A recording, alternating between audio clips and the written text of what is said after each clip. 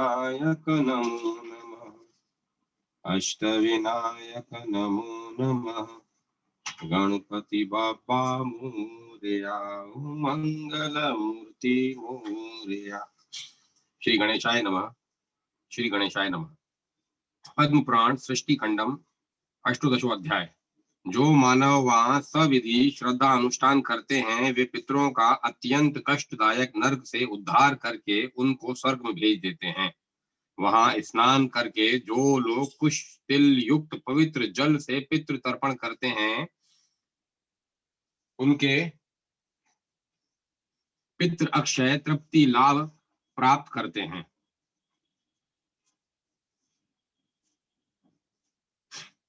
यह आदि तीर्थ सभी तीर्थों में श्रेष्ठ रूप से इसी कारण विख्यात है। यह तीर्थ भूतल पर मोक्ष तथा धर्म के विलास क्षेत्र रूप से विद्यमान है, परंतु सरस्वती से युक्त होने के कारण यह और भी गुण बहुल हो गया है। यह तब से धर्म अर्थ काम मोक्ष रूप चतुर्थ वर्ग प्रदायक है।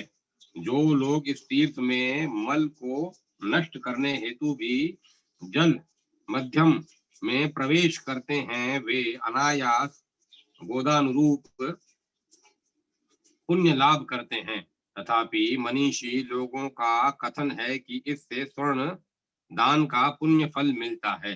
यहाँ तर्पण तथा पिंड दान से नरक में स्थित पितृगण उस पुत्र द्वारा तारे जाकर स्वर्ग जाते हैं। पुष्कर क्षेत्र में जो लोग सरस्वती का जल पीते हैं वे जलपान करने वाले ब्रह्मा विष्णु शिववंदित अक्षय लोक प्राप्त करते हैं। पुष्कर क्षेत्र में सरस्वती नदी स्वर्ग की सोपान पंक्ति रूप में विराजमान है। तभी पुण्यवान जन ही इसे प्राप्त कर पाते हैं। धर्म तत्वज्ञ मुनिगण यही सरस्वती नदी की सेवा करते हैं। तभी यह विविध होता है कि यह महानदी इन सभी जगह पर पवित्र है, परंतु क्षेत्र में तो यह पवित्र से भी पवित्रता है। पुण्यमयी सरस्वती नदी जगत में सुलभ है,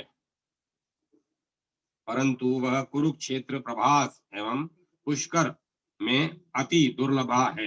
तभी पुष्कर को सभी तीर्थों में प्रधान कहते हैं। विशेषतः यह चतुर्वर्ग अर्थात धर्म अर्थ काम मोक्ष का साधक है। जो लोग प्राची सरस्वती को प्राप्त करके भी अन्य तीर्थों को खोजते हैं वे हाथ में रखे अमृत का त्याग करके विश्व भोजन की कामना करते हैं। ज्येष्ठ फल मध्यम प्रयाग में मध्यम फल मिलता है, परंतु विचरण मनुष्य प्रदिक्षण कर्मेण कनिष्ठ प्रयाग जाए। जो लोग इन तीन स्थान में स्नान प्रदक्षिणा तथा इसके जल से पितृ तर्पण करते हैं उनके पितृ संतुष्ट होकर उनको अमित सुख सौभाग्य फल देते हैं। मानव नित्य नियम से तथा प्रयत्नतः नित्य वहां स्नान करके पितामह का दर्शन करे। ब्रह्मलोक के अभिलाषी मानव पुष्कर में नित्य अनुलोम विलोम तथा व्यस्त समस्त भाव से स्नान करे। 3 शुभ्र श्रृंग तथा 3 वस्त्रवर्ण पुष्कर नाम से प्रसिद्ध है। इस प्रसिद्धि का कारण मैं नहीं जानता। यह सभी मानव गण को संकल्प मात्र से ही धर्म अर्थ काम मोक्ष का फल प्रदान करते हैं। यहाँ जो लोग देह त्याग करते हैं वे निश्चित रूप से मोक्ष लाभ करते हैं। जो व्यक्ति संयम के साथ प्रयत्न पूर्वक स्नानांत में ब्राह्मण को एक भी गौ मंत्र के साथ दान करता है उसे सभी मोक्षप्रद लोकों की प्राप्ति होती है। इस विषय में अधिक कहने का क्या फल। यहाँ रात्रि काल में भी जो मनुष्य स्नानोपरांत याचक को धन देते हैं वे अनंत सुख के अधिकारी होते हैं। मुनि सतम गण यहाँ कृष्णा चतुर्दशी के दिन विविध विहित स्नान तथा तिल दान की प्रशंसा करते हैं। जो व्यक्ति यहाँ पुण्याक तथा गुण मिश्रित पिंड पितरों को प्रदान करता है वह पितृलोक भागी हो जाता है। सरस्वती पुष्कराणाय से पश्चिमाभिमुख गमन करते कुछ दूर जाकर पुनः अंतर ध्यान हो गई। तदंतर यह सुशोभना नदी कुछ दूर फल पुष्प से शोभित खजूर वन में गई। इस मुनि मनोरम सर्व ऋतु के पुष्पों से पूर्ण सिद्ध चारण सेवित खजूर वन में जाकर ये नंदा कहलाई। इस नदी में यहाँ अनेक मगर बड़े बड़े मत्स्य तथा प्रचुर छोटी मछलियां कछुए विद्यमान रहते हैं। यह विमल जल से पूर्ण नदी है। सुत जी कहते हैं तदंतर देवव्रत भीष्म ने कहा क्या यह अन्य श्रेष्ठ नदी है? हे ब्राह्मण, सरस्वती का यह नंदा नाम किस कारण से तथा किस प्रकार हो गया, यह जानने हेतु विशेष कौतूहल है। भीष्म का यह प्रश्न सुनकर पुलस्त मुनि वह पुरातन कथा कहने लगे जिस कारण से सरस्वती का नाम नंदा पड़ गया। पुलस्त कहते हैं प्राचीन काल में क्षत्रिय व्रतधारी राजा प्रभंजन राज्य करते थे। हे महाबली राजा, एक बार मृग्या के में प्रवृत्त होकर महाबली राजा एक बार मृग्या में प्रवृत्त होकर उस वन में गए। वहां उन्होंने सामने लता गुलम में एक मृगी को देखा तथा उसे तीक्ष्ण बाण से उन्होंने विध विध किया। बाण से आहत उस मृगी ने चारों ओर देखकर उस राजा को हाथ में धनुष बाण लिए देखकर कहा, हे मूढ़, तुमने यह क्या दुष्कर कृत्य किया? मैं अपने शावक को स्तनपान करा रही थी तथा मुख नीचे किए निर्भय थी। तुमने मांस लोभ से सहसा मुझे बाण से विद कर दिया। हे राजन, मैंने पूर्व में सुना था कि जलपान में व्याघ्र शावक रक्षण तत्पर अथवा मूर्ता के साथ मैथुनरत इन अवस्था में मृग हंतव्य नहीं होते। हे निरपराध, मैं निरपराध हूँ। इस वन में आकर संतान को स्तनपान करा रही थी। तुमने वज्र के समान बाण से मुझ पर आघात कर दिया। हे दुर्बुद्धि, तुम भी मांसाहारी रूप प्राप्त करो। इस कंटक भरे वन में तुम्हारा व्याघ्र रूप हो जाओ, तुम व्याघ्र रूप हो जाओ। यह शाप मिलने पर वह राजा मृगी के सामने खड़ा हो गया। उस राजा ने व्यथित चित्त से हाथ जोड़कर मृगी से कहा, हे भद्रे, तुम स्तनपान करा रही हो यह मैं न जान सका। मैंने अज्ञानतः तुम्हारे ऊपर आघात कर दिया। तुम चित्त स्थिर करके मुझ पर प्रसन्न हो जाओ। हे मृगी, मैं कब यह व्याघ्र रूप त्याग कर मनुष्य रूप लाभ कर सकूंगा? तुम्हारे इस अभिशाप से मुक्ति का उपाय भी कहो। राजा का यह शुभ वाक्य सुनकर मृगी कहती है, हे राजन, 100 वर्ष व्यतीत होने पर नंदा नामक गौ से तुम्हारा कथन होगा, तब अपने इस शाप का अंत जानना। मृगी के इस शाप से राजा तत्काल व्याघ्र हो गया। उसके नख तथा दाढ़ युक्त अति भीषण व्याघ्र मूर्ति धारण कर लिया तथा उस वन में चौपाए पशुओं का तथा काल कर्मेण समागत 2 पैर वाले मानवों को खाकर रहने लगा। राजा ने इस प्रकार आत्मनिंदा करता मृगादि के मांस का भक्षण करता जीवन व्यतीत करते हुए 100 वर्ष व्यतीत कर दिया। वह मन ही मन अनुताप करने लगा कि मैं कब पुनः मनुष्य भाव पा सकूंगा। मैं मनुष्य देह पाकर कभी ऐसी कुत्सित हिंसा नहीं करूंगा। मांस लोभ से मृग्या में प्रवृत्त होकर ही मुझे मनुष्य के लिए भयावह आपदा मिली है। अब मृग अथवा मनुष्यों के लिए मेरा दर्शन ही उनके लिए दुखदायी हो गया है।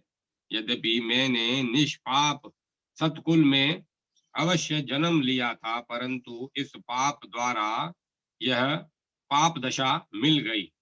काल का विपर्य कितना विकृति करता है, मेरा तनिक भी सुकृत नहीं है। तभी यह हिंसा ही मेरी वृत्ति हो गई। अथच इस हिंसा से दुख मिल रहा है, मोक्ष की कोई भी संभावना नहीं है। किस प्रकार मुझे मोक्ष मिलेगा, किस प्रकार वह मृगी सत्य भाषणी होगी। यह अनुताप करते करते उसके उस वन में 100 वर्ष व्यतीत हो गए। एक बार घास तथा जल का प्राचुर्य देखकर उस वन में एक वृद्ध युधाधिपति गौपालक आया। उसने वहां उत्तम गोचर भूमि निश्चित किया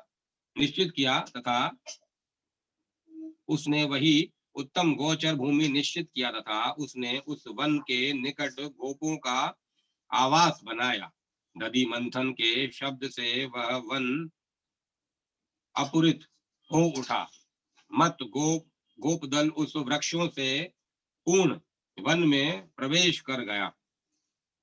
वहां गोपों की वंशी ध्वनि रात में सुनाई पड़ने लगी। इस प्रकार वह वन गोपियों हेतु भी आनंददायक हो गया। इस खजूर वन में के पास वे गोपाल सभी इसी प्रकार निवास करने लगे। इन गोपालों में गो मंडल मुखिया हंसवर्णा हुष्ट पुष्य नंदा नाम की गौ थी। वह दीर्घ नामों वाली सुविभक्त अंगों वाली, घट के समान स्तन वाली, बंधुरांगी, कोमल त्वक वाली, नीलकंठा, उत्तम ग्रीवा, घंटा वादनवत मधुर स्वर वाली निर्भया गौओं के झुंड के अग्रभाग में चरने वाली थी।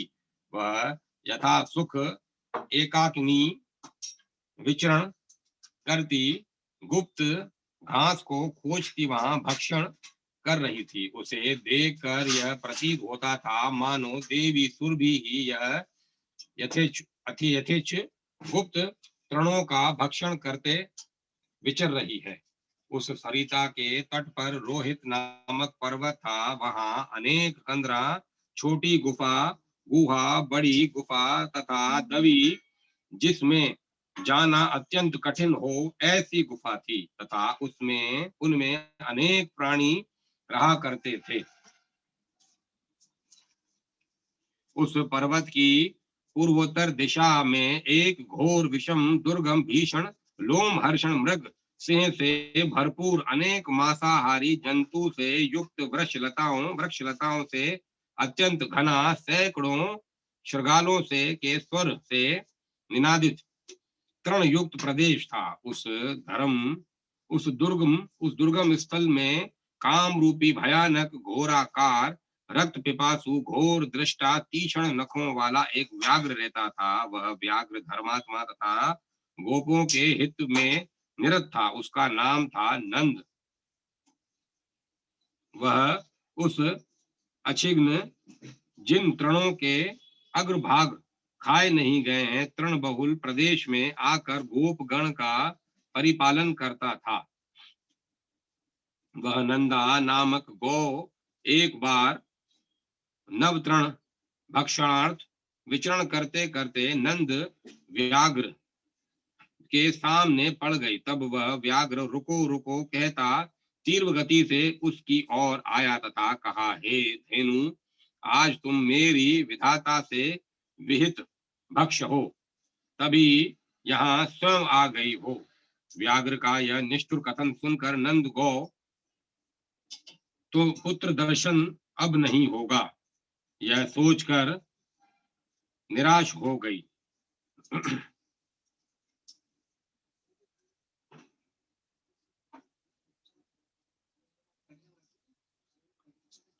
वह वात्सल्य से आप्लुप्त होकर गदगद स्थिति में रुदन करती मन ही मन चंद्रमा के समान शुभ कांति शिशु वत्स का स्मरण करके शोक करने लगी। वह पुत्र शोक से दाहमान होकर रोने लगी। उसका रुदन अत्यंत करुण था।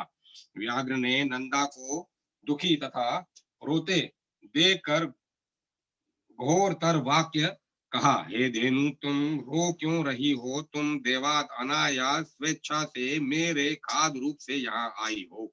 अब चाहे तुम रुदन करो अथवा आनंद करो, आज तुम्हारा जीवन मेरे लिए है। हे धेनु, लोक में भोग काल भी देव विहित ही होता है। आज तुम स्वयं आई हो, अतः यह विदित है कि आज तुम्हारी मृत्यु निश्चित थी। अब वृथा किस लिए शोक कर रही हो? व्याघ्र ने यह कहकर धेनु से पुनः पूछा, तुम यह किसके लिए रो रही हो? मुझे यह जानने का अत्यंत कौतूहल है। तुम इसका कारण कहो। व्याघ्र का वचन सुनकर नंदा गो कहने लगी, नंद गो कहती हैं, हे नाथ, मुझे क्षमा करो। मैं काम रूपी तुमको नमस्कार करती हूँ। तुम्हारे पास आकर किसी की भी रक्षा नहीं है, तथापि मैं अपने प्राणों हेतु नहीं रो रही हूँ। मुझे ज्ञात है कि मेरा मरण होगा। सभी उत्पन्न प्राणी की मृत्यु होती है। मृत मात्र प्राणी गण पुनः जन्म लेते हैं। हे मृगाधीप, इस अपरिहार व्यापार के लिए मैं नहीं रो रही हूँ। हे व्याघ्र, समस्त देवता एक निश्चित रूप से मृत्यु के वशीभूत होते हैं। मैं एकांकिनी जीवन के लिए शोक नहीं कर रही हूँ। हे साधु, मैं स्नेह से बाध्य होकर दुख परवश होकर रो रही हूँ। मेरे हृदय स्वरूप मेरा एक संतान है, उसके संबंध में सुनो। हे मृगराज, मैंने इस प्रथम वयस में एक संतान प्रसव किया है। पहली संतान होने के कारण वह मुझे अति प्रिय है। वह संप्रति बालक ही है। अभी भी मेरा वह वत्स दुग्धपान से ही जीवन निर्वाह करता है, तृण नहीं खा पाता। वह गोकुल में बंधा है। वह इस समय क्षुधार्त होने के कारण मेरी राह देख रहा है। मैं उसको याद करके शोक कर रही हूँ। वह मेरा बछड़ा अब मैं कैसे बचेगा? मैं पुत्र स्नेह के वशीभूत होकर उसे स्तनपान कराना चाहती हूँ। उसे स्तनपान कराकर तथा उसके मस्तक को चाट कर उसे सखियों को अर्पित करके तथा हित अनहित का उपदेश देकर पुनः यहाँ आ जाऊंगी। तुम मेरा भक्षण इच्छा से इच्छा अनुसार कर लेना। नंद गो का वचन सुनकर व्याघ्र पुनः कहने लगा, तुम्हारा पुत्र तुम्हारा कैसा कर्तव्य है? क्या तुम अपना मरण नहीं समझ रही हो? मुझे देखकर सभी प्राणी अत्यंत त्रास से मृत्युग्रस्त हो जाते हैं, और तुम कृपा करने के लिए आवेश में होकर पुत्र पुत्र कर रही हो। पुत्र, तप, दान, माता पिता, गुरु, ये कोई भी कालाक्रांत जीव की रक्षा में समर्थ नहीं है।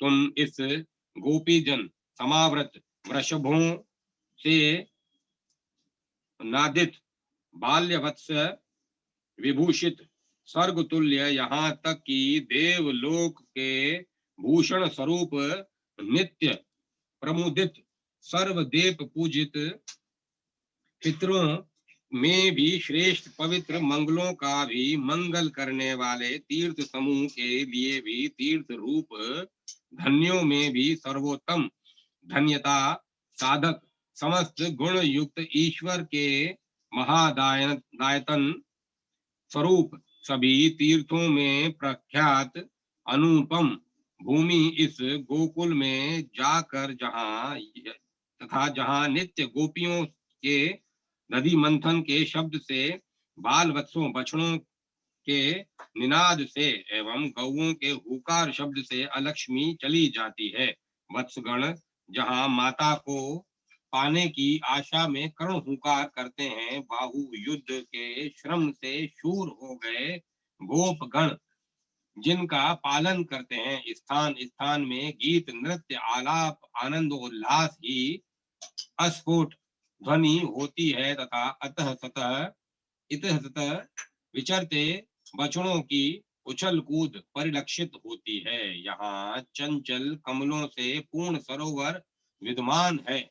वह श्री निकेतन हुष्ट पुष्ट लोगों के से परिपूर्ण है। वहाँ के गोलोक के समान गोष्ठ को देखकर तुम पुनः किस प्रकार वापस चली आओगी।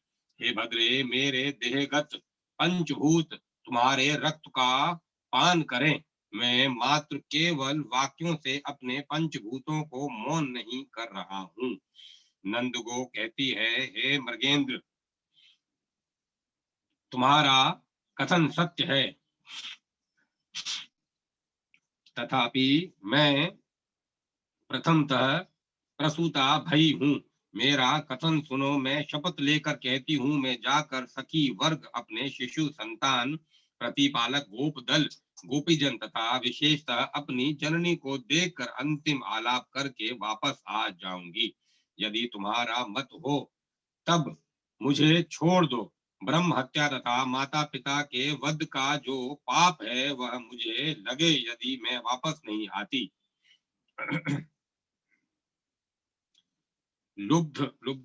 लुब्धक मलेच विषदाता को जो पाप लगता है वह मेरे वापस न आने पर मुझे लगे। जो गौओं के जल पीने पर विघ्न करते हैं तथा उसके निद्रित होने पर उस पर प्रहार करते हैं, इसका जो पाप है वह मेरे वापस न आने पर मुझे लगे। जो पुरुष ऐसे वृषभ को जो वाहन गाड़ी हेतु अनुपयुक्त असमर्थ है तथा अनेकों विषम मार्ग पर ले जाता है, जो सत्य कथा कहीं कहे जाने पर उसमें विघ्न करता है, उसका पाप मुझे लगे यदि मैं वापस लौट कर नहीं आती। मैं इन सभी घोरतर पातकों की शपथ लेती हूँ, यदि मैं लौट कर नहीं आती तब ये सब पाप मुझे लगे। जब एक बार कन्यादान करके पुनः वही कन्या अन्य पात्र को दे दिया जाए, उसका जो पातक है वह मेरे न लौटने पर मुझे लगे। जिसके गृह में आया मित्र निराश होकर लौट जाता है, वह पातक मुझे लगे यदि मैं वापस नहीं आती। व्याघ्र के यह सब घोर पातक हैं, इसकी शपथ लेकर कहती हूँ कि मैं वापस आ जाऊंगी। व्याघ्र ने नंद गो का यह कथन सुनकर पुनः उससे कहा। व्याघ्र कहता है, हे धेनु, तुम्हारी शपथ वाणी सुनकर मेरे मन में विश्वास हो आया है, तथापि तुम यहाँ से जाकर यह विचार करो कि मैं इस मूर्ख व्याघ्र को ठग लूं। किसी किसी का कथन है कि ऐसी स्थिति में मिथ्या शपथ से पातक नहीं लगता। स्त्री विवाह गौ की मुक्ति हेतु प्राण त्याग का भय होने पर मिथ्या शपथ लेना दोष नहीं है। अतः तुम्हारे वाक्यों में श्रद्धा करना उचित नहीं है। इस संसार में नास्तिक मूर्ख पांडित्य के अभिमानी लोग हैं। ये वे तुम्हारे चित्त को क्षण मात्र में चक्रऋण पदार्थ के समान भ्रमित घुमाने करने लगेंगे। अनुराग तथा अभिमान व्यवहार में पटु, अज्ञान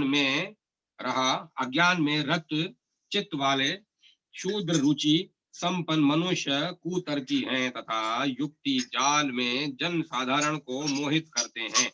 चित्रकर्म पटु व्यक्ति समतल स्थल पर भी अपने चित्र कौशल से उसे निम्न तथा उच्च रूप से अभिव्यंजित कर देते हैं। इसी प्रकार से सभी चतुर व्यक्ति भी असत्य को सत्य तथा सत्य को असत्य रूप से प्रकट करने लगते हैं। वे अतथ्य को तथ्य तथा तथ्य को अतथ्य बना देते हैं। जगत में प्रयोजन सिद्धि होने पर कोई भी उपकारी को नहीं मानता। वत्स भी स्तनपान करके माता को छोड़ देता है। उपकार किए जाने पर प्रत्युपकार करने वाला जगत में परिलक्षित ही नहीं होता। कार्य सिद्धि होते ही व्यक्ति की बुद्धि अन्य प्रकार की हो जाती है।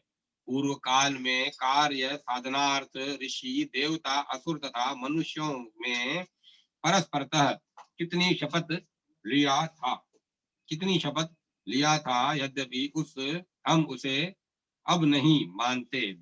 देवताओं, अग्नि तथा गुरु के निकट जो व्यक्ति सत्य की शपथ लेते हैं, विवस्वत राजा उसके धर्म का आधा भाग काट लेते हैं। तुम्हारी ऐसी बुद्धि न हो जाए कि मैं शपथ करके उसे ठगूंगी। हे भद्रे, तुमने शपथ लेते समय यह स्वयं प्रदर्शित किया है कि ऐसा करने का क्या परिणाम होगा। अब तुम्हारी जो इच्छा हो वह करो।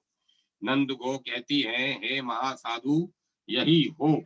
तुमको ठग सकता है? जो अन्य को ठगता है उसने तो अपनी आत्मा के ही साथ वंचना किया है।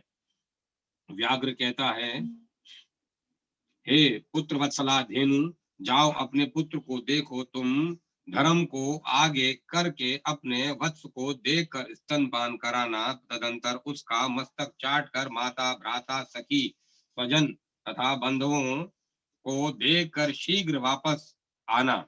इस प्रकार शपथ लेकर उस सत्यवादिनी धेनु पुत्र वात्सल्य से में उस प्रकार शपथ लेकर तथा मृगराज की अनुमति ग्रहण करके अश्रुपूर्ण स्थिति में दीनता पूर्वक अत्यंत दुख पूर्वक तथा कांपते हुए रंभाते गोकुल की ओर चली गई। जलाशय में ग्राह द्वारा पैर पकड़े गए हाथी के समान शोक सागर पतिता अपनी रक्षा करने में असमर्थ नंद गो पुनः पुनः विलाप करती नदी तटस्थ हरित वर्ण में गोकुल में पहुंच गई तथा अपने बछड़े के चित्कार शब्द को सुनकर बाष्प से भरे मुख के साथ उसके समीप चली आई। वत्स ने अपनी माता को देखकर शंकित भाव से प्रश्न किया, मैं तुमको स्वस्थ नहीं देख रहा हूँ। आज तुम्हारे भीतर धैर्य भी लक्षित नहीं हो रहा है। तुम्हारी दृष्टि भी उद्विग्न है। तुम अत्यंत भयभीत लग रही हो। नंद गो कहती हैं, हे पुत्र, पहले स्तनपान करो। यदि मेरी यह दशा का कारण पूछ रहे हो तब मैं वह नहीं कह सकती। तुम स्तनपान करके उत्तेश तृप्ति लाभ करो। हे पुत्र, तुम मुझे जो अभी देख रहे हो यह मेरा अंतिम दर्शन है। इसके अनंतर तुम्हारे लिए मात्र दर्शन अत्यंत दुर्लभ रहेगा। मैं एकमात्र वह गो हूँ जिसका तुम स्तनपान करोगे, तथापि आगामी प्रभाव में तुम किसका स्तनपान कर पाओगे? हे पुत्र, तुमको छोड़कर मुझे अब जाना ही पड़ेगा। मैं शपथ लेकर आई हूँ, मुझे क्षुधार्त व्याघ्र को अपना प्राण देना होगा। नंद का यह कथन सुनकर वत्स ने कहा, बछड़ा कहता है, हे माता, तुम जहाँ जा रही हो वहीं मैं भी चलूंगा। तुम्हारे साथ मेरा मरण भी उचित है, इसमें संशय नहीं है। तुम्हारे बिना एकाकी वैसे ही मेरी मृत्यु ही होगी। हे माता, मैं तुम्हारे साथ ही उस वन में चलूंगा। यदि वह व्याघ्र मेरी हत्या कर देता है तब मात्र भक्त लोगों की जो गति होती है वह गति निश्चित रूप से मुझे प्राप्त होगी। अतः मैं तुम्हारे साथ अवश्य चलूंगा, इसमें कोई संशय नहीं है। अथवा हे माता, तुम रुको, तुम्हारे शपथ भी मेरी हो। माता से अलग पुत्र के जीवन का क्या प्रयोजन? तुम्हारे बिना अनाथ हो जाने पर कौन मेरी रक्षा करेगा? स्तनपायी बालक का माता के तुल्य गति भी नहीं है। माता के समान स्नेहदाता कोई नहीं है। माता के समान सुख भी कहीं नहीं है। यही लोक तथा परलोक में माता के समान कोई देवता ही नहीं है। यह परम धर्म प्रजापति द्वारा निर्मित है। जो लोग इस परम धर्म का पालन करते हैं उनको परम गति मिलती है। नंदाधेनु कहती हैं, हे पुत्र, मेरा ही मरना विहित है, तुम वहां क्यों जाओगे? हरेक के जन्म तथा मृत्यु का विधान निर्दिष्ट है, इसके द्वारा अन्य की मृत्यु नहीं हो सकती। हे पुत्र, तुम्हारे लिए यह अंतिम मात्र दर्शन है। मेरे इस उत्तम वाक्य पर अपनी आस्था की स्थापना करो। यही तुम्हारे द्वारा मेरी सेवा है। हे तात, जल थल में विचरते समय कोई प्रमाद मत करना। सभी प्राणी प्रमाद के कारण नष्ट होते हैं, इसमें संदेह नहीं है। दुर्गम स्थानस्थ तृण भक्षण का लोभ करके वहां कभी मत जाना। यह लोक अथवा परलोक लोभ से ही नष्ट होता है। हे पुत्र, लोभ से मोहित जनगण समुद्र में किंवा अटवी में जाते हैं। लोभ के कारण विद्वान भी अत्युग्र अकार्य कर बैठते हैं। लोभ, प्रमाद तथा विश्वास, इन तीन कारणों से मनुष्यों का विनाश होता है।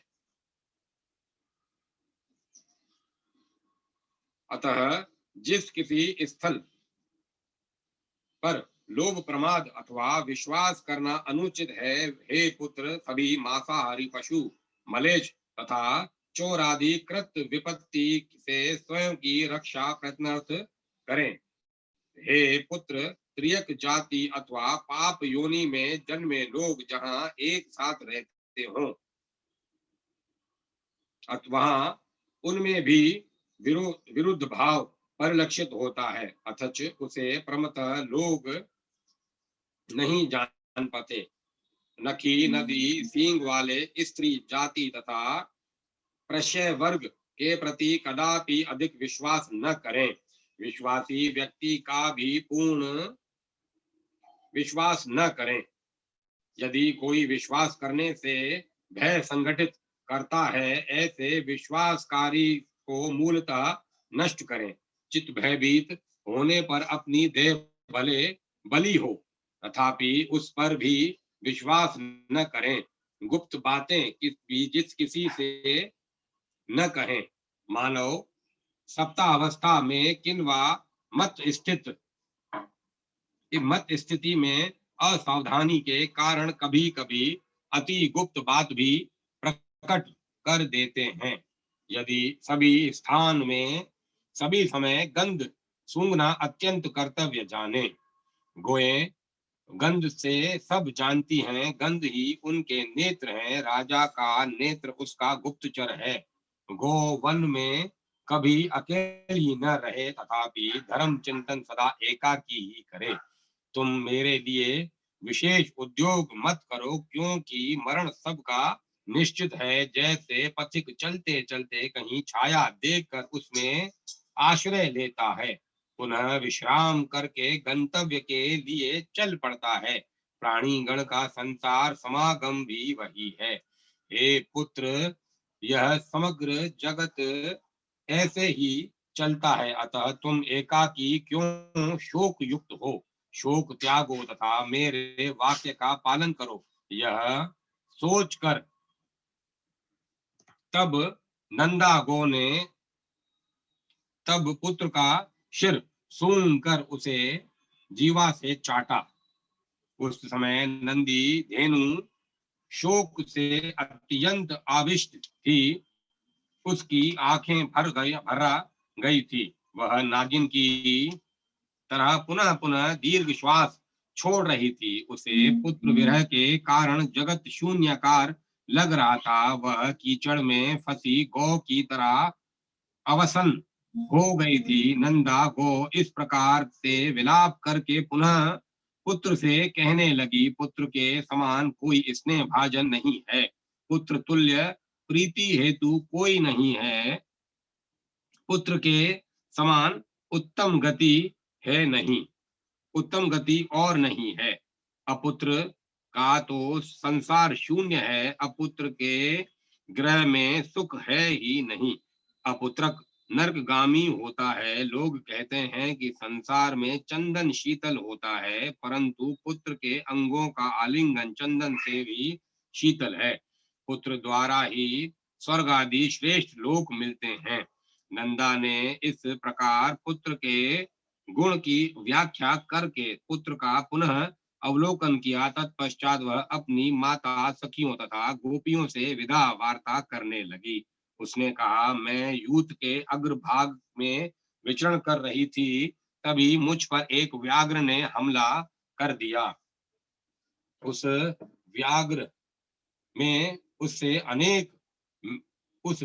समय में उससे अनेक शपथ करके यहाँ आई हूँ, तथापि मुझे पुनः वहीं जाना है। मैंने उस व्याघ्र से सत्य शपथ लिया है कि मैं पुत्र, माता, सखियों तथा गोकुल को देख कर आ जाऊंगी।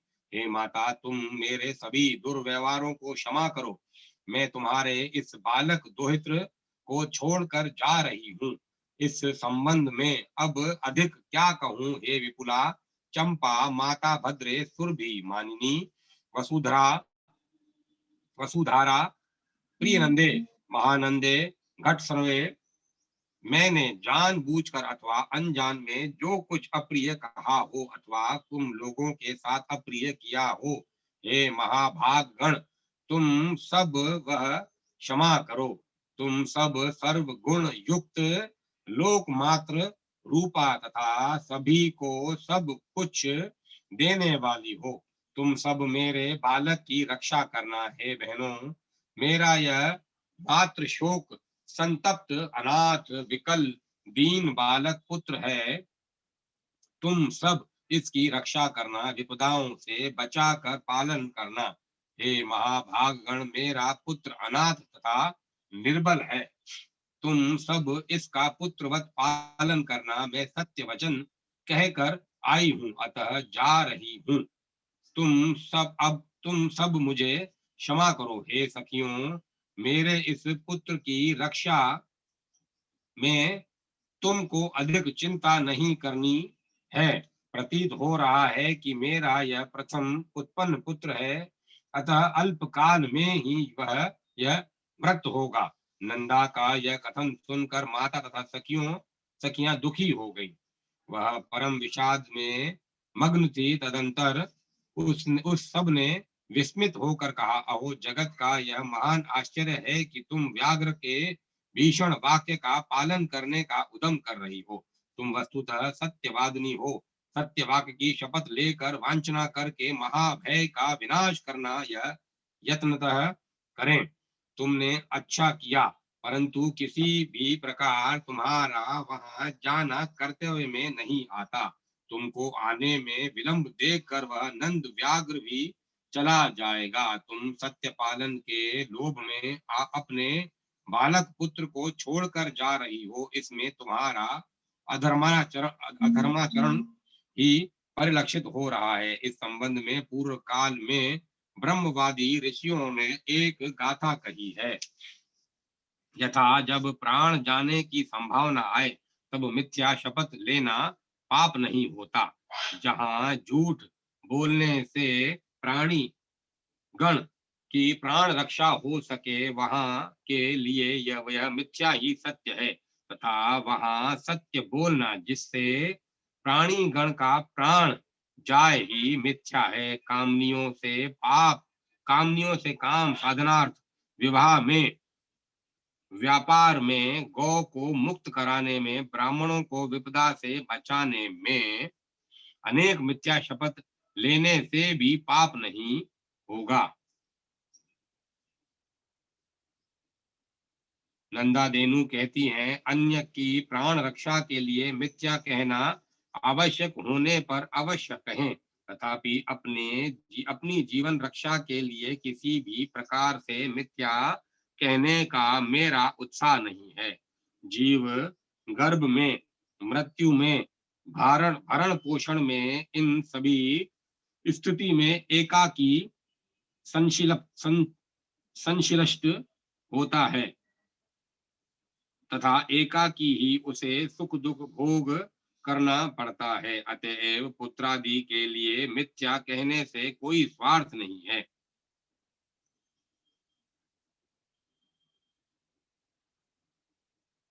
अर्थात जब सब अकेले ही भोगना है, तब स्वार्थ हेतु मिथ्या नहीं कहना चाहती।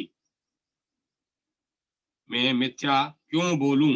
मैं सत्य ही कहूंगी। सत्य में ही समस्त लोग प्रतिष्ठित हैं। धर्म भी सत्य पर प्रतिष्ठित है।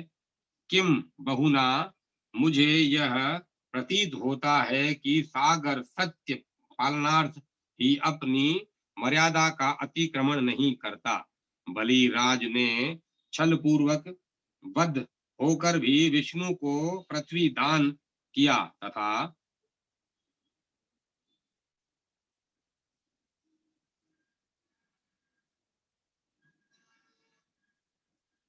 तथा पाताल में चले गए, तथापि उन्होंने सत्य पालन नहीं त्यागा।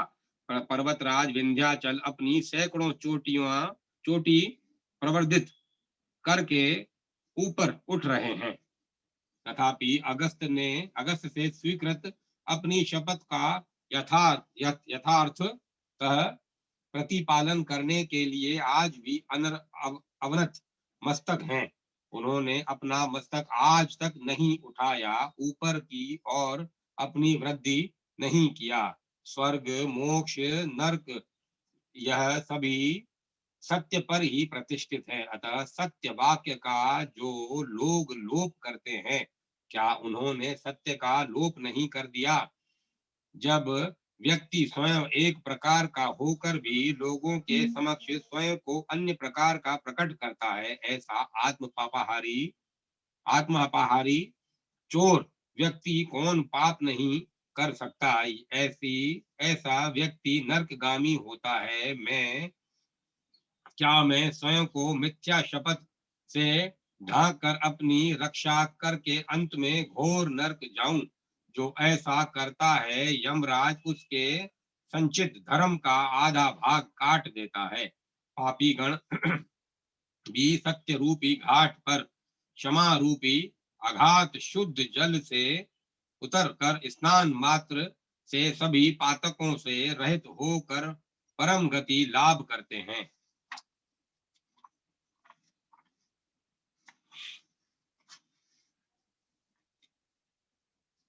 सहस्त्र अश्वमेघ यज्ञ तथा सत्य, इन दोनों को तराजू पर चढ़ाने से विदित होता है कि सहस्त्र अश्वमेघ की अपेक्षा सत्य ही विशिष्ट है। सत्य का परिणाम साधु श्रेष्ठ होगा।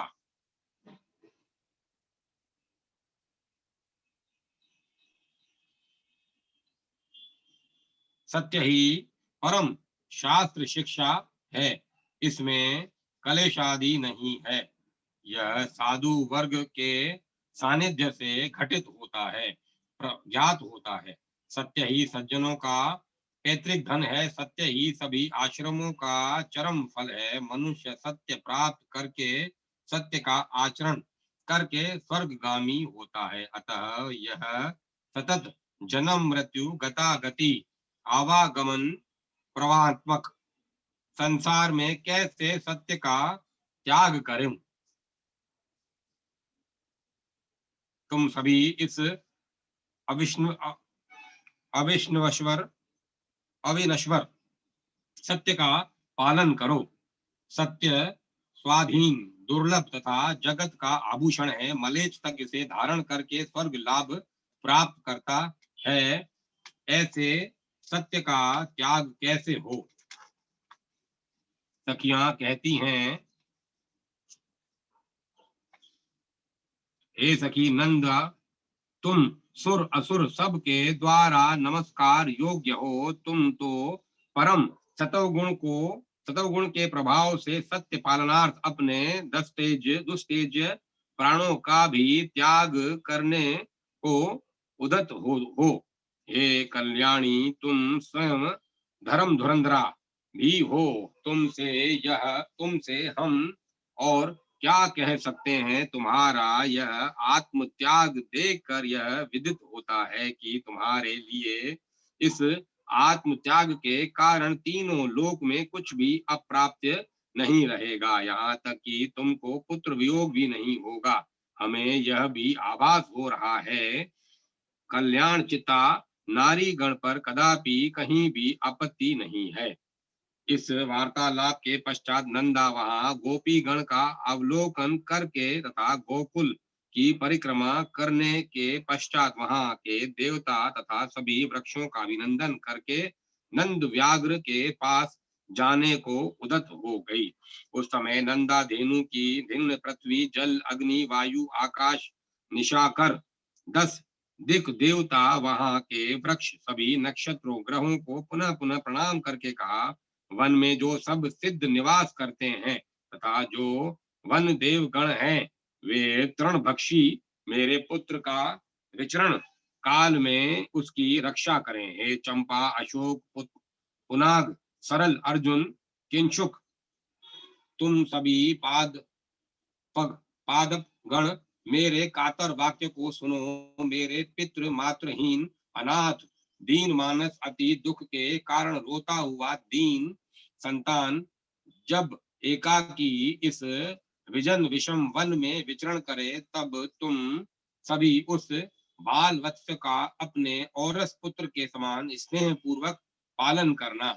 जब मेरा यह पुत्र महावन में रोने लगे, जब मेरे अभाव में सहायक सहायक रहित होकर मोह शोकाभिभूत हो जाए, तब वह भूख प्यास से आतुर हो जाए, जब वह भूख प्यास से आतुर हो जाए, जब वह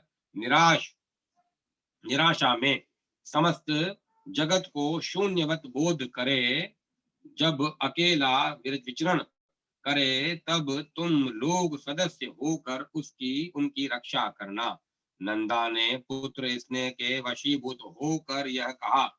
अब पुत्र दर्शन के विच्छेद की संभावना से शोक से संदिप्ता नंदा ऐसी लग रही थी मानो वह वृक्ष से गिरी लता हो तथा अपने साथी से बिछुड़ गई चक्रकारी हो।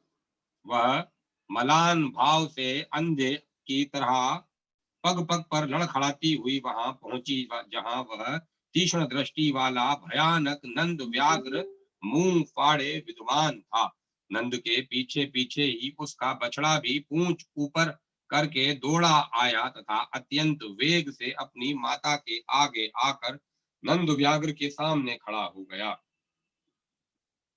नंदादेनु ने जब वहां बछड़े को आया देखा, तब उसने व्याघ्र से कहा, हे मृगराज, मैं तो सत्य धर्म में स्थित हूँ, मैं यहाँ आ गई हूँ, अतः अब तुम मेरे मांस से उत्तेज तृप्ति लाभ करो। तुम अपने पंचभूतों की तृप्ति मेरे मांस शोणादादि से करो, तथापि मेरे मरने पर तुम तो मेरे इस वत्स को का भी भक्षण कर जाओगे। व्याघ्र कहता है, हे कल्याणी धेनु, तुम सत्यवादी हो, तुम्हारा आगमन सुख पूर्वक तो हुआ है। जो सत्य पालन करते हैं उनका कभी कोई अशुभ नहीं होता है। धेनु, तुमने पहले कहा था कि मैं सत्य में वापस आ जाऊंगी।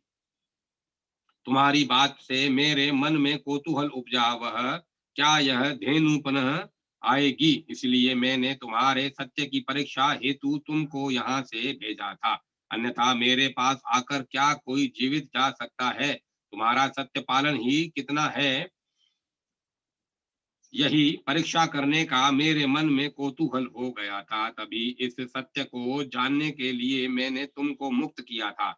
हे शुभे, मैं तो पाप कर्म ही करता हूँ, परंतु तुमने मुझे अपने कार्य द्वारा उत्तम सदुपदेश दे दिया। आज से तुम मेरी बहन हो गई, तुम्हारा पुत्र मेरा भांजा हो गया। सत्य में सभी लोग प्रतिष्ठित हैं, सत्य में ही धर्म भी प्रतिष्ठित रहता है। सत्य महिमा से गौएं हरि को प्रिय क्षीर धारा प्रदान कर देती हैं। तुम लोगों के दुग्ध से जो गोप जीवन धारण करते हैं वे इस लोक में धन्यतम हैं।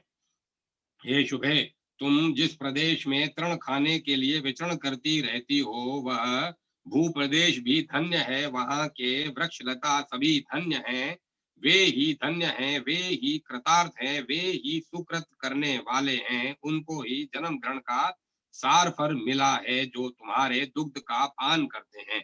वह मृगराज नंदा धेनु के सत्य भाषण को देखकर अत्यंत विस्मित था। उसने विचार किया कि यह देवताओं का मेरे प्रति आदेश है। उन्होंने आज मुझे वास्तविक सतपथ दिखलाया है। गो प्रजाति की यह अपूर्व सत्यनिष्ठा देखकर अब मुझे अपना जीवन धारण करने की कोई कामना नहीं है। मैंने न जाने कितने सैकड़ों हजारों जीवों को खाया होगा।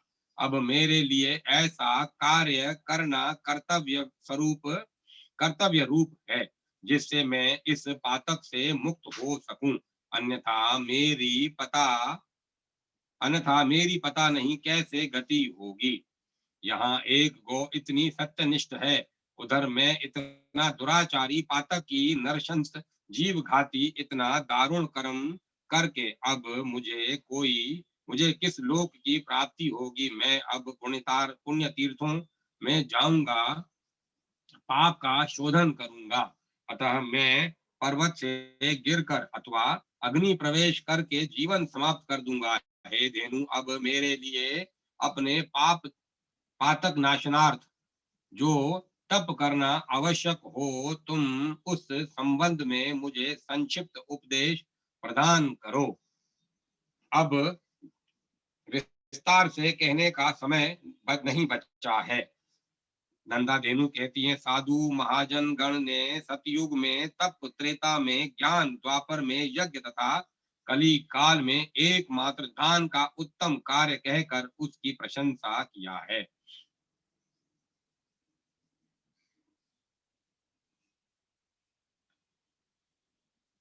सर्वभूत समूह को अभय दान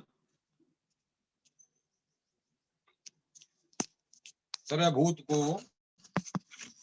समूह को अभय दान यह सभी दानों में श्रेष्ठ है। इससे बढ़कर अन्य कोई भी दान नहीं है। जो व्यक्ति सचराचर सभी प्राणी गण को अभय दान देता है वह सर्व भय रहित होकर पर ब्रह्म लाभ से समर्थ हो जाता है। अहिंसा के समान कोई दान नहीं है, अहिंसा के समान कोई तप नहीं है। जैसे हाथी के पद चिन्ह में सभी के पद चिन्ह समा जाते हैं, हे व्याघ्र, उसी प्रकार समस्त धर्म अहिंसा में ही अंतर्भूत हो जाते हैं। अहिंसा योग रूप वृक्ष की तापत्रय विनाशनी छाया है। धर्म तथा ज्ञान इस वृक्ष के फूल हैं। स्वर्ग मोक्ष उस वृक्ष के फल हैं। एवं विध योग वृक्ष की छाया है। आश्रय लेकर व्यक्ति दुख से अभिभूत ही नहीं होता, परंतु उसे परम निर्वाण की प्राप्ति होती है। मैंने तुमसे यह परम श्रेयप्रद विषय संक्षेप में कहा है। तुम तो सब जानते हो, तथापि मुझसे पूछ रहे हो। व्याघ्र कहता है, मैं पूर्व काल में एक मृगी से अभिशप्त होकर इस व्याघ्र रूप में हूँ। अब वध करके उसके फलस्वरूप पूर्वकालीन घटनाओं को भूल गया। हे शुभे, अपनी इस दुखवस्था का चिंतन करते करते 100 वर्ष से अधिक काल बीत गया है। तथापि सौभाग्य से आज तुमसे संपर्क तथा उपदेश के कारण मुझे सब स्मरण हो गया। आज तुमने साधु जनों के स्वर्ण फलदायक उत्तम मार्ग पर मुझे स्थापित कर दिया। हे कल्याणी, तुम्हारा नाम क्या है? इस संबंध में मैं कुछ नहीं जानता। हे सुवर्ते, तुम वह सब कहो। नंदा धेनु कहती हैं, मेरे स्वामी नंद ने मेरा नाम नंदा रखा है। तुमने पहले मुझे खाने के लिए कहा था, अब मेरा भक्षण क्यों नहीं करते? तभी वह व्याघ्र जो राजा प्रभंजन था, नंदा नाम सुनते ही शाप मुक्त हो गया। वह पुनः पूर्वत बल एवं रूप संपन्न राजमूर्ति वाला हो गया। इसी समय धर्मदेव वहां नंदा गो की सत्य निष्ठा देखकर वहां नंदा को देखने आए। तब उन्होंने नंदा धेनु से कहा, हे नंदे, तुम्हारा सत्यव्रत देखकर मैं प्रसन्नता से यहाँ आ गया। मैं धर्म हूँ, तुम्हारा जो क्षेत्र तम प्रार्थनीय हो वह मुझसे मांगो, तुम्हारा मंगल हो। धर्मदेव के यह कहने पर वह नंदा ने उनसे वर मांगा। नंदा कहती है, मैं अपनी कृपा से अपने पुत्र सहित मैं आपकी कृपा से अपने पुत्र सहित उत्तम गति लाभ करूं। यह स्थान मुनि गण का धर्म संस्थापक शुभ तीर्थ कहा जाए। यहाँ सरस्वती नदी मेरे नाम से नंदा कहलाए। हे देवेश, आप यही वर दीजिए। पुलस्त मुनि कहते हैं, नंद गो ने सत्यवान लोगों के लिए गम्य शुभ लोक में तत्क्षण देवी रूप में चली गई। राजा प्रभंजन भी अपने पूर्वाजीत राज्य में चले गए। ये नंदा गो आनंद प्रभा सरस्वती जी के तट पर यहाँ जाने से ही स्वर्ग जाने में समर्थ हो सकी। इसीलिए बुद्धिमान लोग इन सरस्वती को नंदा नाम से पुकारते हैं। तदंतर सरस्वती इस खजूर वन के दक्षिण विकस्ट भूभाग को अपलावित करते हुए बहने लगी। जो मानव इस तीर्थ में आते हुए इस नंदा नाम का कीर्तन करता है, वह जीवितावस्था में ही उस फल द्वारा सुख लाभ करता है। वह मरणोपरांत आकाशगामी होता है। इस स्थान पर जो कोई शुभ कर्मा मनुष्य देह त्याग करते हैं, वह वे विद्याधरों के राजा के रूप में महा सुख से काल व्यतीत करते हैं। सरस्वती में स्नान तथा तट उसका जलपान स्वर्ग की सीढ़ी के समान है। जो अष्टमी के दिन समाहित होकर स्नान करते हैं, वे मरणोपरांत स्वर्ग जाकर सुमनुरम सुख से मुदित होते हैं। सरस्वती नदी सदा स्त्रियों हेतु उत्तम सौभाग्य प्रदा है। वहां तृतीया को उपवास करने से नारी के लिए यह नदी सौभाग्यदायिनी हो जाती है। वहां जाकर सरस्वती नदी के दर्शन मात्र से मानव अपने पाप संचय से मृत हो जाते हैं। जो इस नंदा का स्पर्श करते हैं, वे भी मुनीश्वर ही हैं। वहां रजत दान से मनुष्य सुरूप होगा। यह पुण्य रूप संपन्ना ब्रह्म सुता महानदी सरस्वती विष्णु लोक के नंदा नाम द्वारा दक्षिणाभिमुखी हो गई तथा वहां से यह पुनः व्यक्त होकर संपूर्ण रूप धारण करती है। इसके पुण्यमय तटों पर मुनि सिद्ध सेवित अनेक तीर्थ एवं नाना आयतन विराजित हैं। इसमें उनमें नंदा सरस्वती धर्म की हेतु रूपा होकर स्थित है। वहां स्नान जलपान स्वर्णदान महाफलप्रद है। वह स्नान करके स्वर्ण भूमि तथा गौरी अवस्था वाली कन्या का दान महाफलदायक है। उसे दान करने से अक्षय फल लाभ होता है। मुनीन्द्र गण वहां धान्य दान एवं धन दान करना श्रेष्ठ कहते हैं। इस सभी तीर्थों में लोग जो कुछ दान करते हैं, वह सब प्रबल धर्म जनक होता है। यहाँ नारी किन्वा पुरुष प्रयत्नतः प्रयत भावेन प्रायोपवेशन करते हैं। हे ब्रह्म सायुज्य लाभ वे ब्रह्म सायुज्य लाभ करके ब्रह्म भवन में अपने सत्फल का भोग करते हैं। उनके उपकंठ भाग में जो कोई स्थावर जगम कर्म क्षय के कारण मृत्यु होते हैं, वे सभी यज्ञ के दुर्लभ फल को तत्काल प्राप्त करते हैं। जन्म मरणादि चक्र से पीड़ित लोगों के लिए यह धर्म फल दार्थ सरस्वती महानदी सदैव प्रयत्नतः सर्वात्माना सेव्या है। इनकी सेवा करने से पुण्य फल की प्राप्ति होती है। 18वां अध्याय समाप्त। अब मैं कथा को यहीं विराम देता हूँ। कल आगे इसका लाभ लेंगे 19वें अध्याय से।